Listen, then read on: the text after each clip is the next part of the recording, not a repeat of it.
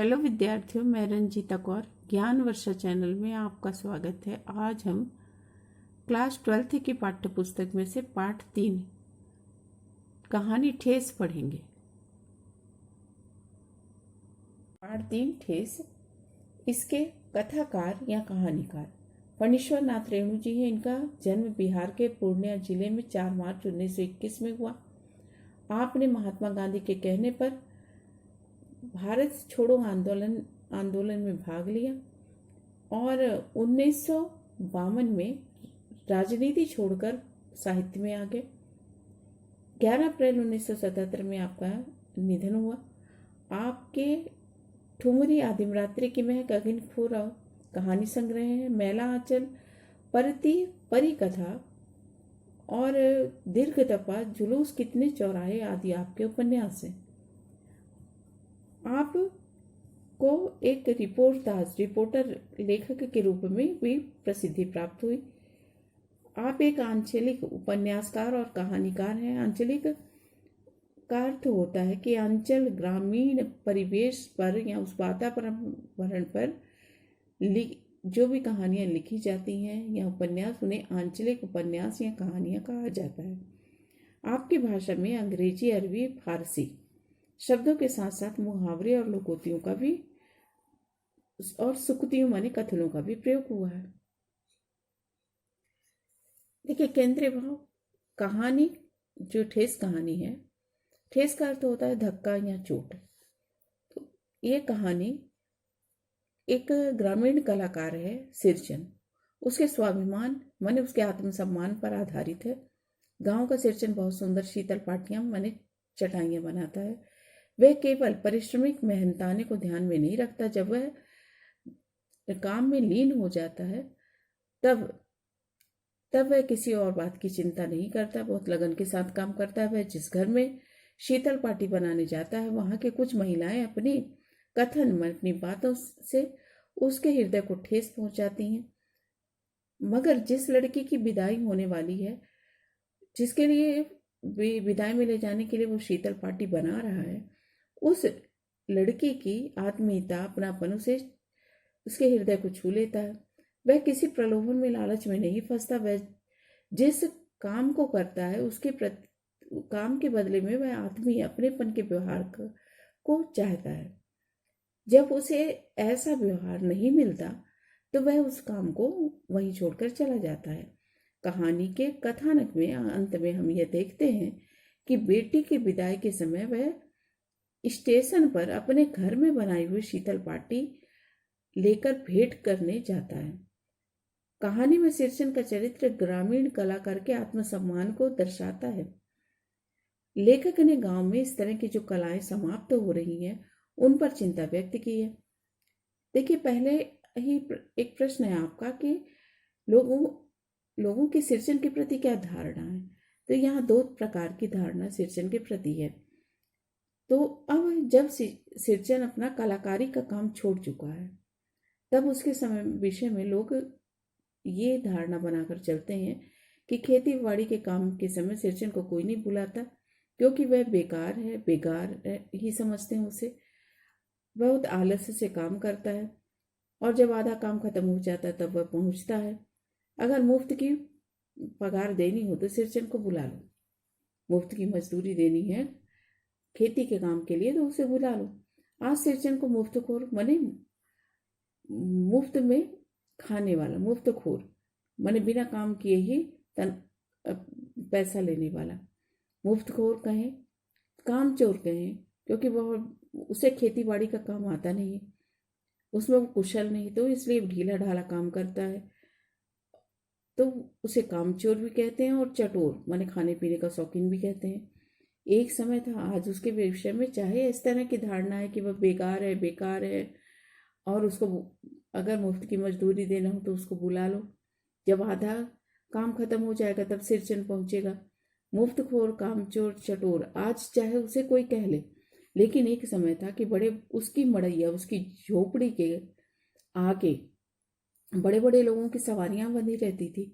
लोग उसको पूछते ही नहीं थे, लेने ही नहीं आते थे, बल्कि उसकी खुशामद, उसकी चापलूसी, तारीफ भी करते थे। अरे सिरचन भाई, अब तो तुम्हारे ही हाथों में ये कारीगरी बन गई रह गई है सारे इलाके में। एक दिन समय निकाल कर चलो, है ना। सब अपने अपने घर उस सिरजन को ले जाना चाहते और उसके हाथ के कारीगरी से कुछ अच्छी वस्तुएं बनवाना चाहते थे। लेखक कहते हैं कि मेरी माँ, लेखक इस कहानी में अपने आप को आत्मसात में जोड़ते हैं एक पात्र के रूप में। कहते हैं कि मेरी माँ जब सिरजन को बुलाने के लिए कहती तो मैं पहले ही पूछ लेता, क्योंकि मुझे लोगों के मुंह से मैंने सुना था कि वे माने चटोर है, खाने पीने का शौकीन है। तब मैं पहले माँ से पूछ लेता कि आज भोग में क्या क्या लगेगा। और माँ कहती कि नहीं, हंसकर कहती, मैं मेरे काम में खाने पीने की बात नहीं करता। क्योंकि लेखक की माँ से सिरचन का जो आत्मीयता का, अपनेपन का व्यवहार था, वह उसे अपनापन भी देती और सम्मान भी देती। इसलिए सिरचन भी उस घर को अपने घर के समान समझता। और लेखक कहते हैं कि ऐसा नहीं कि वह किसी को कुछ बोलेगा नहीं, माँ के सामने वह नहीं बात करता था, लेकिन ऐसा नहीं, वह अगर उसको नाराजगी आ जाए तो सामने वाले को, चाहे वो कितना भी बड़ा आदमी हो, बेपानी बेइज्जत करके धर देता है। इसलिए सुरचैन को बुलाने से पहले लेखक कहते हैं मैं माँ से पूछ लेता। माँ हुलस कर खुश होकर कहती कि अरे आप, अब जब सिरचन आ जाता तो मैं तो आज नैनू मथ रही थी। नैनू मैंने मलाई जो इकट्ठा की जाती है ना, उसमें दही डालकर उसको मथ रही थी। उसमें से खखोरन दाढ़ी जो खोवा टाइप का निकलता है, घी को गर्म करने के बाद उसके साथ तुमको चूड़ा बहुत पसंद है। और इसके साथ ही माँ अपनी फरमाइश रख देती कि बेटी के ससुराल से संदेश आया है कि उसकी जो ननद है मोती घास की शीतल पार्टी के लिए रूठी हुई है। सिरचन अपनी पनियाई हुई मने लालची जो पानी टपकाती हुई जीव को संभाल कर कहता कि सोंधी सी खुशबू सूंघकर चला आ रहा हूँ काकी, वरना आज अभी शादी ब्याह के मौसम में तो दम मारने की, सांस लेने की भी फुर्सत नहीं है। सिरचन जाति का कारीगर है। लेखक कहते हैं कि मैंने कई घंटों उसके काम करने के तरीके को देखा है। वो एक एक मोती और पटेर को हाथ में लेकर बड़े जतन से उसकी कूचियां बनाता है। कूचियों से लेकर रंगने तक का काम, सुतली सुलझाने तक का काम बड़े जतन के साथ करता है। और अगर उसके उस काम में जब वो लीन होता है, किसी ने कोई बाधा डाली तो गिर में सांप की तरह फुफकार उठता है और कहता है कि फिर किसी दिन किसी और से करवा लीजिए। सिरचन जोर है, मन जो मुंह में आए बक देता है, मगर काम चोर नहीं है। बिना मजदूरी के पेट भर भात खाकर भी वह काम कर देता है।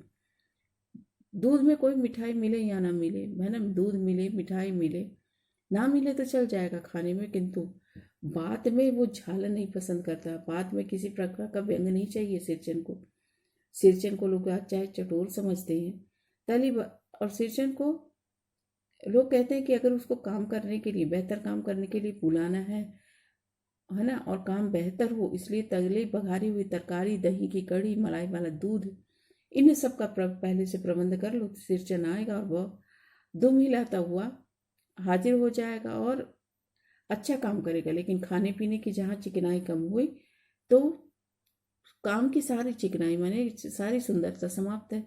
और इसके साथ ही बोल देगा कि आज तो अध कपाली आधा सिर दर्द दे रहा, फिर किसी दिन आकर कर जाऊंगा। फिर मैंने किसी कोई भी दिन नहीं आता। वो मोती घास और पटेर की रंगीन शीतल पाटियां वो बनाता है।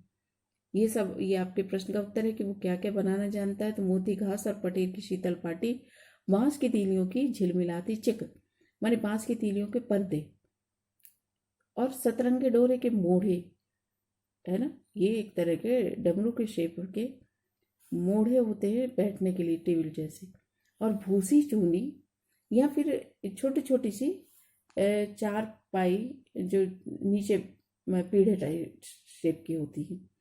और भूसी चूनी रखने के लिए मुंज की रस्सी के बड़े बड़े जाल बनाता है।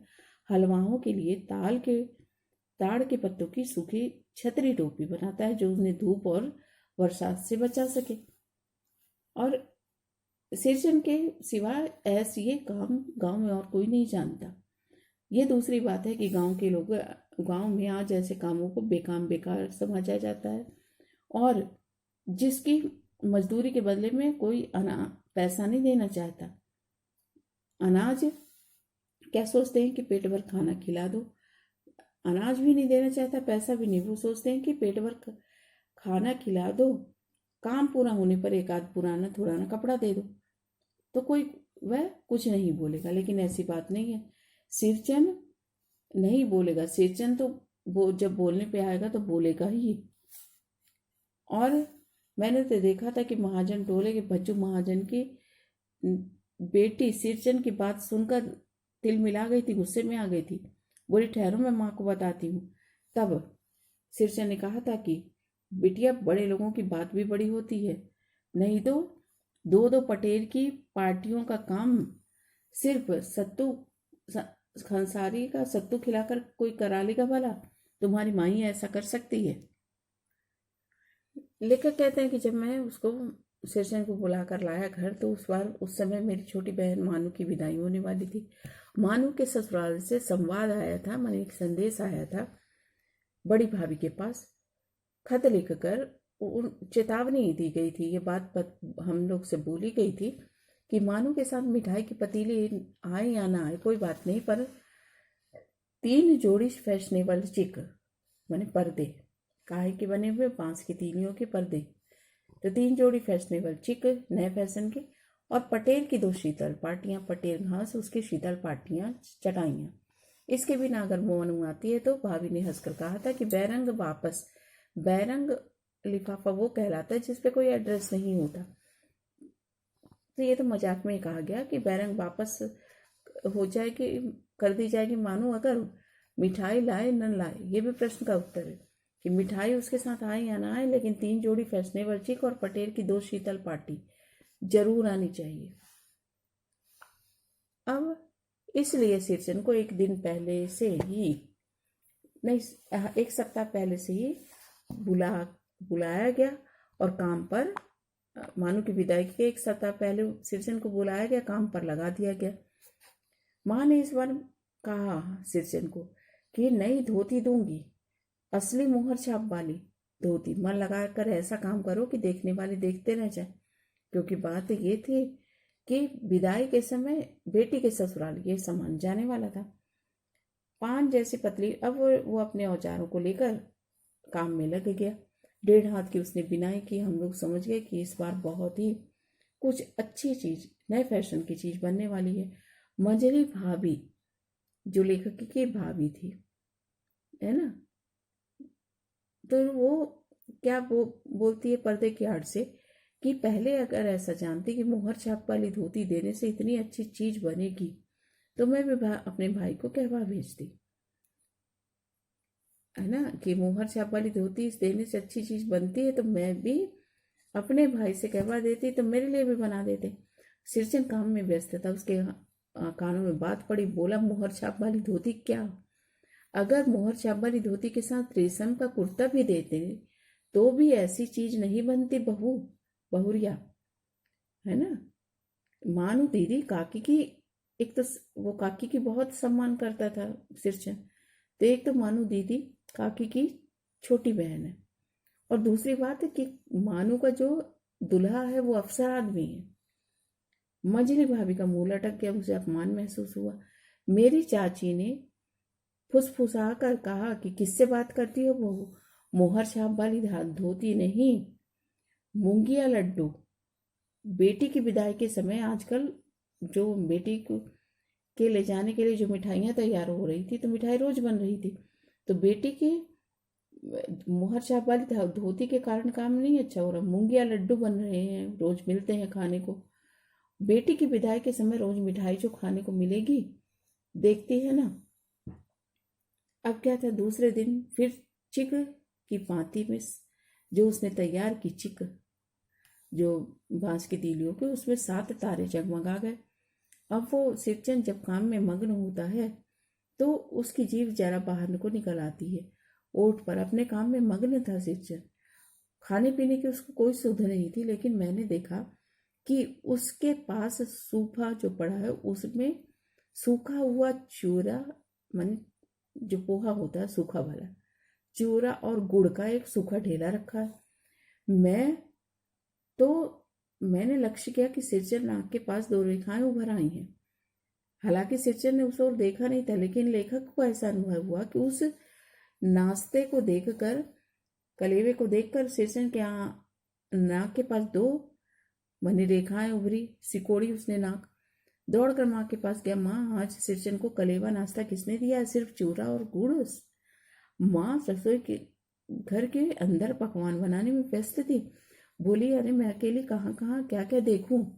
अरे मछली है ना, वही मछली बहू जिसने सिरचन से क्या कहा था कि मैं क्या मंगवा लेती अगर मैं अपने भाई को कहकर मोहर छाप वाली धोती मंगवा लेती। और उसको सिरचन ने ये जवाब दिया था कि उसके साथ रेशम का कुर्ता भी देती तो ऐसी चीज नहीं बनती। अब यहाँ पर माँ ने किससे कहा? उसी मछली बहू से कहा कि मछली सिरचन को बूंदिया माने बूंदी क्यों नहीं देती? सिरचन ने कहा, बूंदिया मैं नहीं खाता काकी। सिरचन के मुंह में चिवड़ा भरा हुआ था। गुड़ का ढेलस किनारे सूपे पर पड़ा था। माँ की बोली सुनते ही मछली भाभी आई। भौहें तनी हुई थी मैंने गुस्से से। मुट्ठी भर बुदिया सूप में फेंक कर चली गई। अब सिरचन को ये अपमान महसूस हुआ, है ना। ये फेंक कर सूप पर बूंदिया उसका जाना बहू का। उसने कहा कि मछली बहू रानी अपने मायके से आने वाली मिठाई को क्या इसी तरह हाथ खोल कर बांटती है? हाथ खोल कर बांटना माने उदारता से बांटना, तो ये मुहावरा है। अब बस क्या था, मछली भाभी को ये बात चुभ गई और उसने जाकर बैठकर कमरे में रोने लगी। चाची माँ के पास आई। माँ जो रसोई में काम कर रही थी, है ना, जो मानू की माँ भी थी और लेखक की भी। तो चाची माँ के पास आई और आकर बोला कि छोटे आदमी का मुंह भी छोटा होता है। मुंह लगाने से सिर पर चढ़ेगा ही। मैंने उनका इशारा कैसा था कि तुमने सिरचन को ज्यादा सिर चढ़ा रखा, इसलिए इतनी बात कह गया। तो चाची ने माँ के पास आकर कहा, यह भी उत्तर है। छोटे आदमी का मुंह भी छोटा होता है, मुंह लगाने से सिर पर चढ़ेगा। किसी और की नहर और ससुराल की बात क्यों करेगा भला? अब मझली भाभी माँ की दुलारी बहू थी। माँ तमक कर बाहर आई रसोई से और बोली, सिरचन तुम काम करने आए हो, अपना काम करो। बहुओं के साथ बदकुट्टी माने बेकार की बहस करने की क्या जरूरत है? जिस चीज की जरूरत हो मुझसे कहो। सिरचन का मुंह लाल हो गया। उसने कोई जवाब नहीं दिया। लाल हो जाना माने बेअपमान से महसूस होना। बांस में टंगी हुई अपनी अधूरी चिक में फंदे डालने लगा। वैसे भी वो काकी की बात को बुरा नहीं मानता था, उनका बहुत सम्मान करता था। मानो उसी समय पानसा जाकर बैठक खाने की ओर जा रही थी। चुपके से एक पान का बेड़ा सिरचन को देती हुई बोली, यार सिरचन दादा, कामकाज का घर है, 5 तरह के लोग 5 किस्म की बातें करेंगे। ये भी प्रश्न का उत्तर है कि मानून पान का बीड़ा जब सजाकर बैठक खाने में जा रही थी तो चुपके से एक पान का बीड़ा सिरचन को देती हुई बोली कि सिरचन दादा, दादा माने भाई, कामकाज का घर है, 5 तरह के लोग 5 तरह किस्म की बातें करेंगे। तुम किसी की बात पर कान मत दो। कान मत दो माने ये भी मुहावरा है कि ध्यान मत दो किसी की बातों पर। सिरचन ने मुस्कुराकर पान का बीड़ा मुंह में ले लिया। चाची अपने कमरे से निकल रही थी। सिरचन को पान खाते देखकर अवाक भौचक्की रह गई।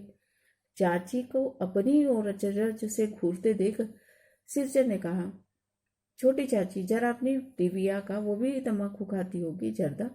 उसने कहा, छोटी चाची जरा अपनी डिबिया का गम कौआ जर्दा तो देना, बहुत दिन हुए। चाची कई कारणों से सिरचन से जली भुनी रहती थी।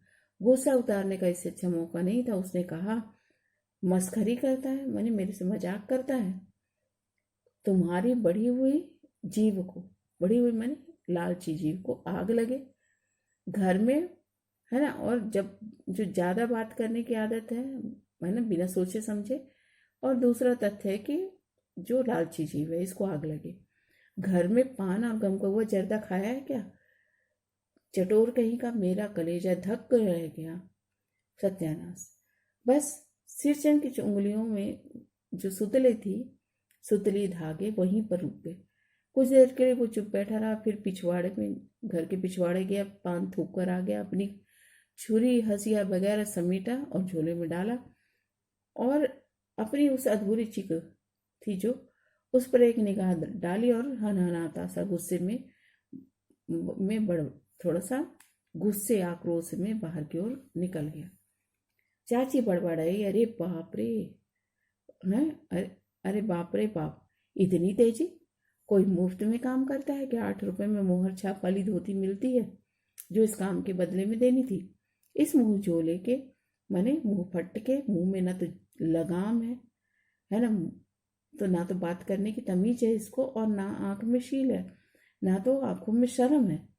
पैसा खर्च करने से तो सैकड़ों चीजें मिलती हैं, है ना। और ये जो गांव के टोले की स्त्रियां होती हैं, गट्ठर ले लेके सिर पे गली गली मारी मारी फिरती हैं, मैंने कोई लेता भी नहीं। अब मानो कुछ नहीं बोली, चुपचाप अधूरी सी उस चिक को देखती रही। लगा कि जैसे सातों तारे जो जगमगा रहे थे बंद पड़ गए, धीमे धूमिल पड़ गए। माँ बोली, मानो को उदास देकर बोली कि जी छोटा मत कर मानो, मेले से खरीद कर भेज दूंगी। मानो को याद आए कि विवाह के में सिरचन के हाथ की बनी जब वो शीतल पाटी लेकर गई थी चटाई, तो उसके ससुराल वालों ने ना जाने कितनी बार पटना और कलकत्ता के मेहमानों को वो शीतल पाटी निकाल कर दिखाई थी। वह उदास से उठकर भाभी के कमरे में चली गई। मैं सिरचन को मनाने गया, देखा वह एक फटी हुई शीतल पाटी पर लेटा है और कुछ सोच रहा है। मुझे देखते ही बोला कि ससुरी खुद तो मरी, है ना। नहीं बबुआ जी नहीं, कान पकड़ता हूँ, है ना, क्योंकि उसकी वहाँ की चाची के पास से उसे ठेस पहुंची थी। और दूसरा मझली भाभी का व्यवहार, जो बूंदी फेंक कर गई वो, तो उसने कहा कि नहीं बबुआ जी नहीं, अब नहीं, कान पकड़ता हूँ। मुहर छाप वाली धोती लेकर क्या करूँगा, कौन पहनेगा। खुद तो ससुरी मरी, मेरी पत्नी मरी, बेटे बेटियों को भी साथ ले गई, वो भी खत्म हो गए। बबुआ जी मेरी घरवाली अगर जिंदा होती तो मेरी ऐसी दुर्दशा, बुरी स्थिति ना होती कि मन लोग वहाँ खाने पीने के लिए मुझे क्या ऐसे अपमानित ना करते। वह शीतल पाटी उसी की बनी हुई है, ये जिस पर लेटा था सिरचन, तो यह शीतल पाटी उसी की बनी है। शीतल पाटी को छूकर कहता हूँ कि यह काम अब नहीं करूँगा। गांव में आपके घर में मेरी बहुत सम्मान होता था, कदर होती थी, हवेली में आप क्या, और अब क्या। मैं चुपचाप लौट आया। मैं समझ गया कि कलाकार के हृदय को ठेस पहुंची है, चोट पहुंची है, वह अब नहीं आ सकता। बड़ी भाभी अधूरी सी, आधी अधूरी चिक को रंगीन झालर लगाने लगी कपड़े की और बोली कि यह भी बेचा, यह भी खराब नहीं लगता। मानू मानू कुछ नहीं बोली बेचारी, किंतु मैं चुप नहीं रह सका। चाची और मझली भाभी के सुर में सुर, मुझे लगा कि चाची और मझली भाभी की इस अधूरी चिक पर भी नजर न लग जाए। मानू को छोड़ने मैं ही ससुराल जा रहा था। स्टेशन पर सामान मिला रहा था। देखा मानू बड़े जतन से उस अधूरी हुई सिरचन के हाथ की बदली हुई अधूरी चिक को मोड़कर ले जा रही थी अपने साथ। सिरचन पर गुस्सा आया। लगा कि चाची के समान ही मैं सुर में सुर मिलाकर उसी के समान, उसी के साथ मिलकर काम चोर चटोर कह के सिरचन को कोसूं। इतने में गाड़ी आई, सामान चढ़ाकर दरवाजा बंद करा था कि प्लेटफॉर्म पर दौड़ता हुआ सिरचन नजर आया। बबू जी, उसने दरवाजा खोलने को कहा। क्या है, मैंने गर्दन निकाल कर कहा। सिरचन के पीठ पर लदा हुआ बोझ दिखाया और वो सारा सामान उसने मानू को दिया। सिरचन दादा, मानू इतना ही कह पाई, है ना। ये क्या कहा उसने, दीदी दरवाजा खोलिए एक बार देखूं। और मैंने दरवाजा खोल दिया। खिड़की के पास खड़े होकर सिरचन ने हकलाते हुए कहा कि यह सब मेरी ओर से है, ये सब चीजें हैं दीदी। शीतल पाटी मैंने जो जो ससुराल में चाहिए थी, शीतल पाटी, चिक, एक जोड़ी आसनी, उसने ये एक्स्ट्रा अपनी तरफ से आसनी कुश की दी, है ना, आसन जो बैठने के लिए होता है, वह कुश की एक जोड़ी, मैंने 2 आसनी दी, शीतल पाटी दी, चिक दी और गाड़ी चल दी। मानो मोहर छाप वाली धोती का पैसा दे रही थी सिरचन को, पर उसने नहीं लिया और दोनों हाथों से कान पकड़ लिए, जीभ से दांत काट लिए, मना कर दिया। मानो बहुत देर तक फूट फूट कर रोती रही और मैं बंडल खोल कर देख रहा था कि ऐसी सुंदर कारीगरी, ऐसी बारीकी मैंने इससे पहले कभी नहीं देखी थी।